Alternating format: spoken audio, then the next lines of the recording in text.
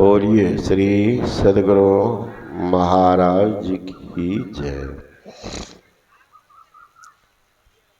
तो बूढ़ा कहा कि ऐसा करना ठीक नहीं है, वो तो भागे ही और तुम लोग भी नहीं रह पाओगे।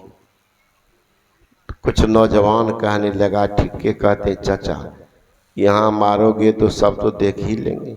एक काम करो, ये राजा जाता घूमने के लिए, उस समय तो कोई रहता नहीं, अकेले रास्ता में मार देंगे ना, कोई नहीं जान पाएगा। फिर बूढ़ा कहता है, क्या समझता से मजदूर है क्या, राजा है। अब पुलिस की हाथ बड़ी लंबी होती है, पता लगा लेंगे ना, बेमाल हो जाओगे। एक लड़का इनका बुढ़ा बार बार हम लोगों को रुकता है, कहा सुनो, सही तुम्हारी भलाई किसमें हो मैं जानता हूं, अगर तुम लोगों को मारना ही है, ऐसा निर्णय ले लिए हो, एक काम करो। क्या? वो नाई नहीं है सैनिया, नाई कहाँ, सैनिया को बुला लो, परेशान तो भी, उनको थोड़ा घूस दे दो। और घूस तो कहाँ नहीं घुसा देगा, घुस जाएगा, हमें उसको दे दो घूस। और उनको कहो, वो तो बाल दाढ़ी बनाने जाते हैं रोज, कहाँ तो दाढ़ी बनाते बनाते गला के पास आएगा, थोड़ा छुरा को उल्टा पलटा कर देगा, कहीं कट गया तो चट से उसमें विष डाल देगा, मर जाएगा, सब बच जाओगे। सब लड़का कहने देखा, बूढ़ का गुड़ ज्ञान, और लोग बूढ़वे को कहते, बूढ़वे को कहते इसको क्या ले। एक लड़की थी विदुषी, अध्यात्म प्रेमी, उनके पिताजी बार बार शादी की प्रस्ताव रखते, वो कहती थी नहीं शादी नहीं करूंगी। एक बार जानकारी में एक लड़का है बड़ा धर्मात्मा, बहुत ध्यान सत्संग करने वाला, दिन रात दान पुण्य करने वाला, पता की लड़की लगा ठीक है, तो चुप हो गई। शादी की तैयारी हो रही है, जब शादी की तैयारी हुई तो लड़की ने शर्त रख दिया कि बारात में एक भी बूढ़ा नहीं आना चाहिए, है ना, बूढ़ा नहीं आना चाहिए। बार बार संवाद जा रहा है कि देखिए भाई, कोई बूढ़ा नहीं आना चाहिए, क्योंकि राजकुमारी की इस तरह की डिमांड है। अब सब आदमी कहने लगे कि बार बार बूढ़े पर चोट पड़ता है, बूढ़ा नहीं आना चाहिए, बूढ़ा नहीं, बुरा क्या करता, सब बुढ़वा पे कहने करने वाला है ना। तो कहा एक काम करो, कहा जिसमें जेवर होगा, बड़का बक्सा ट्रंक जो होगा ना, एक ठो बुढ़वा को घुसा लो, देखे आखिर बात क्या है। कि बूढ़े कहता नहीं आवे। ठीक, जब बारात गई एक नदी के पास, इस किनारे में बारात, उस पार में सहारा थी, और उसमें वो लड़की 10 सहेली के साथ खड़ी। कहा देखो आप लोग आएंगे इस पार, कहाँ, तो शर्त है हमारी। का क्या, इस नदी को दूध में परिणत कर दो, दूध बहा दो, तब फिर आ जाना, नहीं तो एक नहीं आ सकोगे, उधरी रह जाना। वैरायटियां बना हुआ है, रसगुल्ला, टिकड़ी, गुलजामुन, रसकदम, जो जहां खाओगे सारी व्यवस्था यहाँ। लड़का सब कहा कि नहीं, हम लोग रसगुल्ला, टिकड़ी, गुलजामुन नहीं, तो हम लोग को मांस मछली चाहिए, हमको बोतल चाहिए एक ठो। लड़की कहती अच्छी बात, वो भी व्यवस्था होगी, लेकिन पहले इस नदी को दूध बहा दो। अब ये खाने वाला नौजवान का कलेजे सूख गया, अब क्या हो गया, क्या उपाय करे। तो चला गया बक्सा के पास, बूढ़ा से पूछता कि दादा हो, इस तरह की बात है, भला इतनी बड़ी पानी, उसमें दूध कहाँ से 10 लीटर लाके अभी तो पानी तो दूध नहीं बन गया। बूढ़ा कहता अरे बेवकूफ, पानी में दूध बह नहीं सकती। पानी, उस लड़की को कहो पहले तुम अपना पानी रोक लो तो हम दूध की नदी बहा देंगे। लड़की रोक ही नहीं। क्या होता है आप लोगों को वो पानी को रोक नहीं पाएगी, फेल कर गई, तुम लोग पार हो जाना। वही आके बोला ही लोग, सुनो हम लोग तैयार हैं दूध की नदी बहाने के लिए। तैयार हो गए, दूध की धारा बहेगी, लेकिन शर्त है तुम अपना पानी रोक लो। पानी रोको, हम लोग दूध की नदी बहेंगे। लड़की सब आपस में बात करने लगी, जरूर कोई बुढ़वा लाट में है, जरूर कोई मंतरिया है, ये अकल होगा, ये लड़का सबको ये अकल है। तो क्या करेगी, लड़की हार गई तो बाराती पार हो गए। जब पार हो गई बाराती तो कहने लगा, अब वहां गए दरवाजा पर सब, तो कहने लगा कि आप लोग खीर पूरी रसगुल्ला टिकरी ये सब नहीं खाएंगे? क्या नहीं, हम लोग मांस खाएंगे। कितनी की व्यवस्था, कितने आदमी है? का 100। का ठीक है, 100 किलो रखेंगे, खाना पड़ेगा, नहीं तो मार मार करके सबको भगाऊंगा। का ठीक। अब लड़का सब के लिए 100 किलो मांस तैयार है, जाके रख दिया। का खाओ बैठ करके, नहीं तो बहुत पिटाई करूंगी। अब तो लड़का का कलेजा सूख गया, इतना तो खाएंगे नहीं, सब तो नहीं हुआ खाने वाला। फिर गया बक्सा के पास कि दादा हो, फिर समस्या। अब क्या, अब ऐसे ही सीधे मांस हम लोग मांग कर दिए, डिमांड कर दिए, वो तो रख दिए। अब उतना मांस खा पाएंगे? अरे पागल, ऐसी एक साथ नहीं खा पाओगे। का तब तुम लोग 2 पार्टी में बट जाओ, का नाम कबड्डी खेलेंगे। अब बीच में मांस को रख देना, जो कबड्डी पर के उस पार जाएगा, एक ठो पुटिया लेगा, खा जाएगा, फिर उधर जाएगा। इस तरह से 100 की 150 किलो खा जाओगे, एक साथ में नहीं। एक ठो देते नहीं जाओ, न पेट भरेगा ना मांस रहेगा। फिर जाके बोला कि ऐसी सी बात है, हम लोग तैयार हैं, रख दो यहाँ मांस, लेकिन हम लोग कबड्डी खेलेंगे, इस हिसाब से हम लोग खाएंगे, बैठ के नहीं। लड़की बुलाती है घर गांव के बूढ़े सबको, इस लाट में जरूर कोई बूढ़ा है। ये लड़का सबको अकल कहाँ से खोजो, तो खोजा तो कहीं मिली भला, चला गया बक्सा के पास। का इसमें लड़की का कपड़ा है, जेबर है, फलना है, चिलना है, और कुछ नहीं। कहा कि नहीं, हम लोग जेबर लेंगे ना कपड़ा छुएंगे, बक्सा को खोल कर देखेंगे। जिद पकड़ लिया, बक्सा को खोला तो बुढ़वा घुसा हुआ था। क्या सारा खेल बुढ़वे का। अब देख लीजिए, लोग कहते हैं बूढ़ा करे, बूढ़ है तो गूढ़ ज्ञान भी है, अनुभव है, अनुभव। तो जब तक अनुभव नहीं तो सही ज्ञान होगा। अनुभव ज्ञान चाहिए। तो मैं कह रहा था, एक श्रोता जिनकी सूरत है नीरद, है ना? एक है सोता, जाएंगे सत्संग में, पहले खोजेंगे खुट्टा खमा दीवाल पाया, शरीर को रख दिया है बस झूम रहा, वह सोता। एक है सरवाता, लोहा को होता है, छलिया सुपारी रखना दीजिए, उसको भी कतर छतर देगा। सरवाता, बात बनाने में पाखंडी, लंबा चौड़ा, अपने जीवन में कुछ उतरता ही नहीं, है ना? पंडित और मसालची, पंडित और मसालची दोनों सूझे ना, औरन को करे चांदना, आप अंधेरे मां। दूसरे को प्रकाश देते हैं, डिबिया के नीचे देखिए नारे रहता। पंडित देखिए दूसरे को उपदेश करता है, अपना जाके देखिए क्या करता। चैत महीना में बैगन नहीं खाना चाहिए, अपने घर में बैगने के सब्जी नहीं कोई खाएगा तो सस्ता हमरे न होगा। अब पंडित जी घर में वही चलता। तो देख, तो वही कहते हैं पंडित और मसाल ची दोनों सुझे ना, औरों को करे चांदना आप अंधेरे माँ। हम तो उपदेश करते हैं, अपना उपदेश को लागू न होता जीवन में, कल्याण होगा?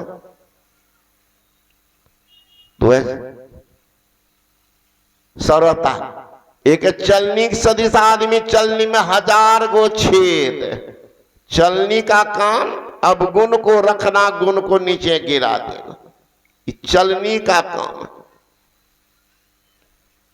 उसी एक आएंगे अवगुण देखने। एक सूप के सदिश आदमी, सूप में सार असार को मिलाइए, सूप का काम है अवगुण को फेंकना, अगुण को रखना। एक कठोरता सदिश आदमी, पानी दीजिए पानी पर रख दीजिए, कोई मतलब नहीं, डूब जाएगा।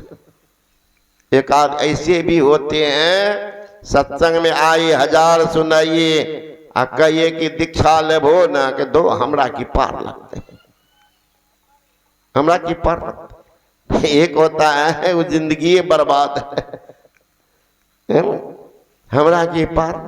सत्संग बिना जग में मानव सम्मत गति पाना क्या जाने, वे आसुरी प्रकृति के लोग सत्संग में आना क्या जाने। भांग तमाकू हफीम चरस बीड़ी सिगरेट पीने वाले एक व्यसन को तज न सके, वह मन बस करना क्या जाने। सत्संग बिना जग में मानव सम्मत गति पाना क्या जाने, वे आसुरी प्रकृति के लोग सत्संग में आना क्या जाने। जिनका मन करते रहता है आगे पीछे का चिंतन, वे पार बर परमेश्वर में लो लगाना क्या जाने। भगवान श्री कृष्ण ने कहा 4 प्रकार के आदमी है, उनका विनाश निश्चित है। अब देख लीजिए, गारंटी देने वाला कौन? महायोगेश्वर भगवान श्री कृष्ण का वो आदमी कौन है? अज्ञश्च अश्रद्धानश्च संशयात्मा विनश्यति नायं लोकोस्ति न परो न सुखं संशयात्मनः। अज्ञानी है, जिनको कोई पता ही नहीं है दीक्षा किसको कहते हैं, ध्यान किसको कहते हैं, भजन किस, अज्ञानी बनाओ, कहते हैं उनका विनाश निश्चित है। अज्ञश्च अश्रद्धानश्च, जिनको न धर्म में, न ग्रंथ में, न मंदिर में, न पूजा में, न सत्संग में, न महापुरुष में श्रद्धे नहीं, कहते उनका भी विनाश निश्चित है।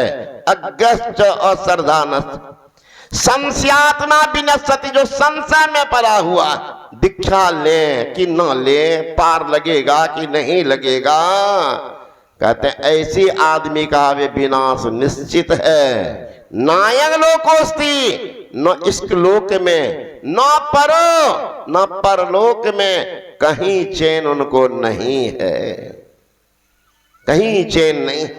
अरे मानव का सन मिला, ये बर्भाग्य है। सत्संग नहीं मिला, यह आपके लिए अभाग्य है। सत्संग मिल जाए तो मानव सन मिला, बर्भाग्य है। सत्संग मिल गया, अहो भाग्य है। सत्संग सुनकर अगर दीक्षा ले लिया तब तो सौभाग्य है, दीक्षा नहीं लिया तुम्हारे जीवन के दुर्भाग्य है।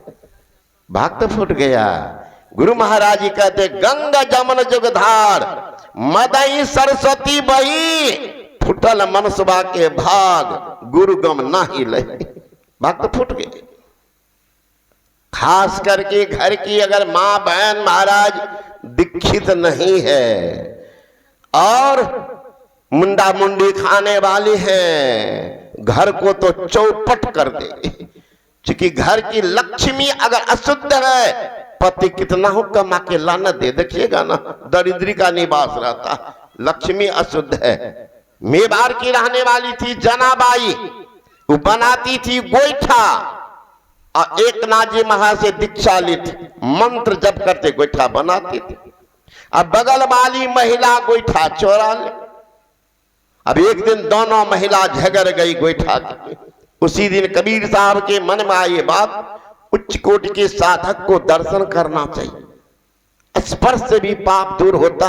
अरे बिजली की नंगी तार हो, स्पर्श कीजिए तो पूछना पड़ेगा कि बाबा कैसा लगता है। अगर कोई नहीं छुए हैं बिजली के बाद छू लीजिए, है ये ले, अब तब पूछिए। अरे बिजली की नंगी तार हो, स्पर्श होती आपके शरीर को, खून को सोख लेगी। दिव्य आभा से परिपूर्ण महापुरुष को शुद्ध मन से छू लेंगे तो आपके पाप को सोख लेंगे। इसलिए लोग चाहते हैं प्रणाम करने के लिए, ऐसा नहीं कि दूर से फूल फेंक देते कपारे पर, है ना। तो पाप को सुख लेंगे। तो कहे उस गांव लोग से पूछते जना का घर किधर है, वो तो झगड़ा कर हुए जना बाई। नजदीक गए का माई तुम्हारी नाम तो फैली हुई है, अब तुम साधारण महिला की तरह झगड़ा कर रही हो। जना कहती क्या कहे बाबू, मैं जीव को पार्जन के लिए गोईठा बनाती, ऐसी को बेच करके भोजन की सामग्री ला करके भजन करती। ये पगली रात में गोईठा चुरा लेती और लगे समझाने क्यों चुराती हो। कहा बाबू अब झूठ बोलती है, आंख बंद करके क्या क्या पढ़ती है पता, हम इनका गोईठा क्यों चुरा। अब समस्या है गोईठा तो कैसे बना। कहा माई कोई पहचान है। कहा बाबू पहचान है। कहा क्या। हम एक नाथ जी महाराज से दीक्षा लिए हुए हैं, गुरु महाराज मंत्र बतलाए हुए जपतियों, मंत्र का इतना अभ्यास है बाबू जो गोईठे में प्रवाह होगा। जाओ गोईठा उठा के कान के पास लो, जिस गोईठे से विट्ठल विट्ठल की आवाज आवे वो हमारी। दक्षिण भारत में भगवान श्री कृष्ण को ही विट्ठल बोलते हैं, हम लोग यहाँ हरे कृष्ण बोलते हैं, वहां विट्ठल विट्ठल ही बोलते हैं।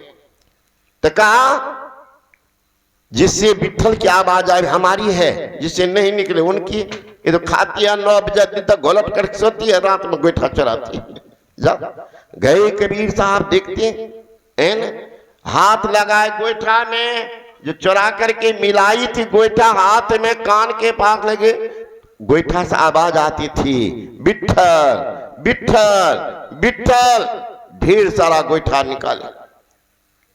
पूछते माई ये तुम्हारा गोईठा है ना। कहा तुमने ढेर से लाए। तो हाँ देखो ये तुम्हारा गोईठा ओरिजिनल, दिए कान के पास, सुनती हो कान, ये गोईठा दिए दोनों कान में, दोनों से आवाज निकली विट्ठल विट्ठल विट्ठल। वो तो भागी वहां से, बाप रे बाप डैन है डैन, मंत्र घुसा दिया गोईठा में।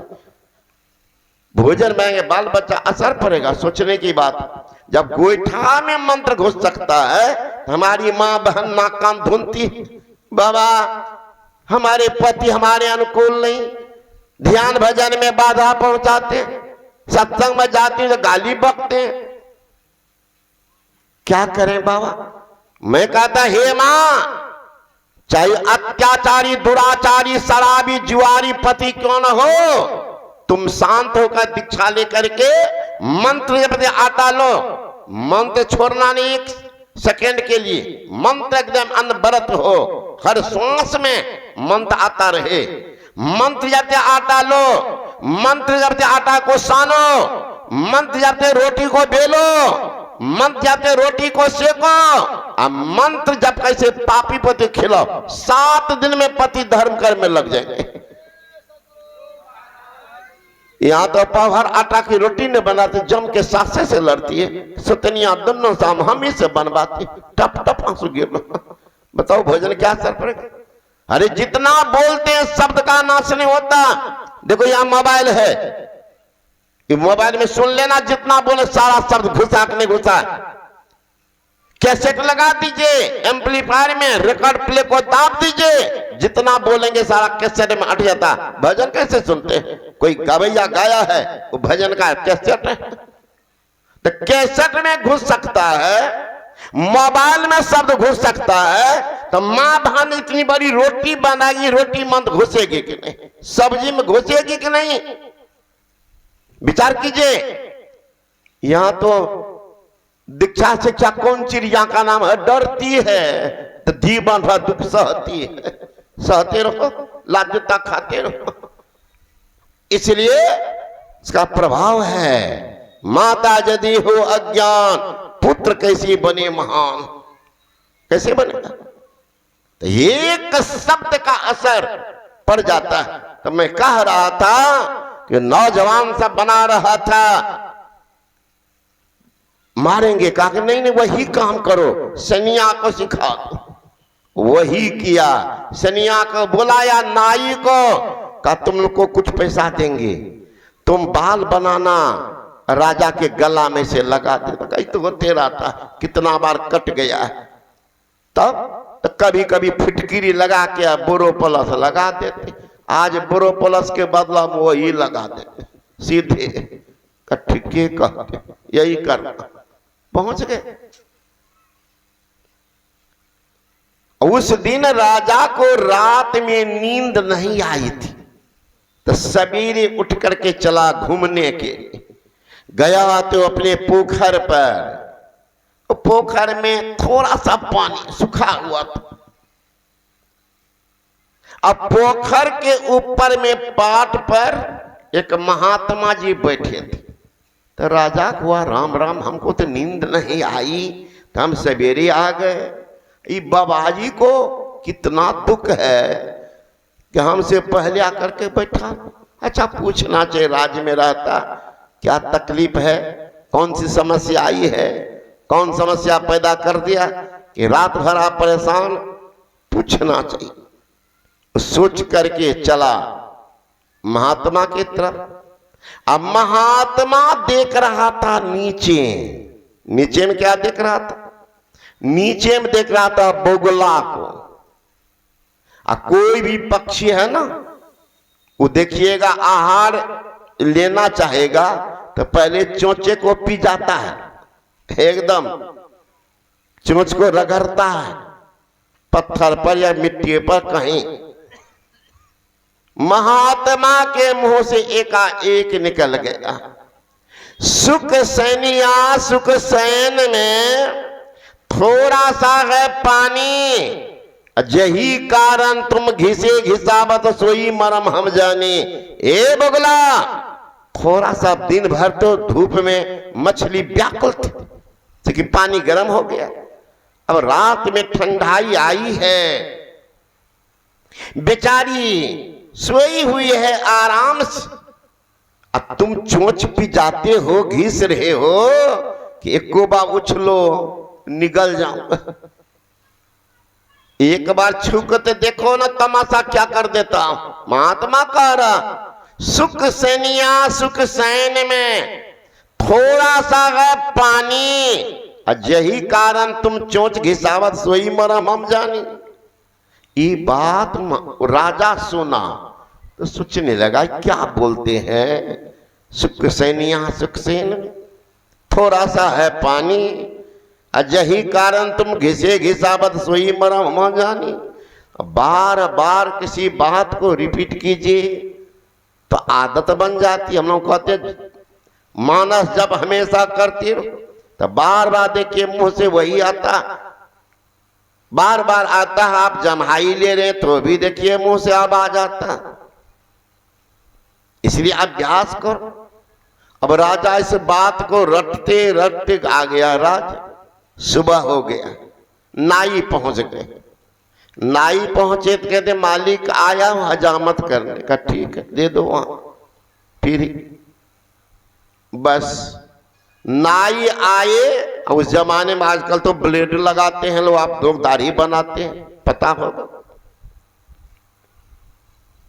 तो उस समय में अस्तूरा एक चमोटी रखते तो उसी पर घिसते थे, धार को तेज करते थे नाई। तो आया नाई, राजा बैठ गया। ई जो लगा पी जाने तो राजा के मुंह से वही शब्द निकला, सुख सैनिया सुख सैन में थोड़ा सा है पानी। और नाई का नामो था सैनिये। सुख सैनिया सुख सैन में थोड़ा सा है पानी, अजय कारण तुम घिसे घिसावत सोई मरम हम जानी। तुम जो थोड़ा पानी देके घिस रहे हो हम मरम जानते हैं। फेंका अस्तूरा, पैर पकड़ लिया, मालिक क्षमा कर दीजिए, मालिक क्षमा कर दीजिए। अरे क्या हुआ? ने क्षमा कर दीजिए। अरे हुआ क्या? आप तो हमारी मन की बात को जान गए। राजा सोचते हैं क्या मन की बात को जाने? अच्छा बोलो क्षमा कर देंगे। क्या? कहा महाराज आपका जो क्रूर स्वभाव है, आप इतने निर्दय हैं कि प्रजा पर इतना टैक्स लगा दिए हैं, सारी प्रजा भाग रही है, राज छोड़ रही है, बहुत भागने की तैयारी कर रहे हैं। अब तक कुछ नौजवान है गांव का यहां से भाग के दूसरी जगह जाओगे तो वहां क्या आरती उतारेंगे? वहां भी तो यही लोग है, वही भोजन है, वही दाना, वही पानी है, जाना उना कहीं नहीं, भागना नहीं है। का तब यहीं रह करके समस्या का समाधान करना। क्या करो? 5-10 लड़का का सब चलो, जिस समय राज गद्दी पर राजा बैठेंगे ऐसी अत्याचारी को मारने में भी पाप नहीं लगता है, जिसके कारण प्रजा भाग रही हो। चलो दनादन ठोक दे। एक बूढ़ा ने कहा कि मार मत मारो, बीमार हो जाओगे, धरती घर जमीन पे खोद देंगे, फायदा क्या होगा? अब तुम जेल में सड़ जाओगे। फिर बूढ़ा ने समझाया, तब नौजवान कहा कि ठीक है, कहते बाबा एक काम करो, राजा घूमने के लिए जाते हैं तो रास्ते में मारेंगे। नौजवान ने कहा सुनो, साधारण आदमी नहीं है, राजा है, पुलिस के हाथ बड़ी लंबी होती है, खोज निकालेंगे, कोई नहीं बचोगे। तो बूढ़ा ने कहा एक काम करो, अगर तुल गए हो तो सैनिया को कह दो, घूस दे दो, वो जाएगा, दाढ़ी बनाएगा, गला के पास अस्तूरा को उल्टा पुल्टा कर देगा, उसमें कुछ पैन डाल देगा, आराम से राजा मर जाएगा। हम लोग एकदम विजय जुलूस मनाएंगे गांव में, भले मर जाएगा। महाराज इस सब का निर्णय था, लेकिन आप तो पहले जान गए हमारी मन की बात। जो ही घिसने लगे कहा जय कारण तुम घिसे घिसावत सोई मरम हम जाने। राजा जो सुना का राम राम, एक शब्द महात्मा का सुना तो मेरा जीवन बच रहा है, अगर और सुनेंगे तब तो जीवन निहाल हो जाएगा, मालो माल हो जाएगा, काल के भी दाल नहीं गलेगी। तुरंत वैराग उत्पन्न हुआ, सारा राजपाट को प्रजा में लुटाया, जिनको जो लेना है लो, अब मैं चला फकीर बनने। राजा भागा, बाबाजी बन के तैयार हो गए। एक शब्द का प्रभाव देखिए, हैविंग सीन दिस हिंदू सन्यासी वंश it is difficult forget him और हिज मैसेज। एक करार हिंदू सन्यासी के मैसेज को तो करने दो, देखो क्या तमाशा होता, क्या चमत्कार हो जाता है, जिंदगी निहाल हो जाएगा। महापुरुष का एक वाणी क्या करते? कहा था दासी के नारद, जिनके पिता का पता नहीं, लेकिन आज देखिए पूजा नहीं करते। अरे हमारा पूजा किए कौन बड़ी बात, जिनकी पूजा हम लोग तस्वीर में करते, किनकी? भगवान राम की। वो भगवान श्री राम जिस समय स्व शरीर धरा धाम पर मौजूद थे, राजा बने थे, उसी समय में नारद जी आ रहे हैं, इतने व्याकुल हो गए गुरु को देखकर। देखिए श्रद्धा, इसका नाम है श्रद्धा। यहाँ तो गुरु जी ही द्वार पर खड़ा है, भगत कहाँ है? तब बाजार में है ना। अब फायदा खोजते हैं कि बाबा लाभ कहाँ है? लाभ होगा, गुरु को गुरु मानोगे तब तो, गुरु को तो चपरासी बना कर रखते हो। ये भी गुरु जी तब है हमारा है ना, कामना का पूरा है। देख आबियो न बाबा, हमारा आशीर्वाद दे दो। अब घर पर जाकर उनको आशीर्वाद देना चाहिए। कैसा आशीर्वाद हो, कैसा आशीर्वाद? अब बाबा जी कहेगा हे हो, इतने आशीर्वाद की जरूरत पहले क्या बोलो, आशीर्वाद का हम आश्रम में पर छोड़ दिए बक्सा मन का, तब की तब क्या होगा बताओ? तो एक मगर था, तो मगर जो था उनकी दोस्ती हो गई थी बंदर से। अब बंदर बड़ा चालाक, उड़ाता था जामुन के गाछ पर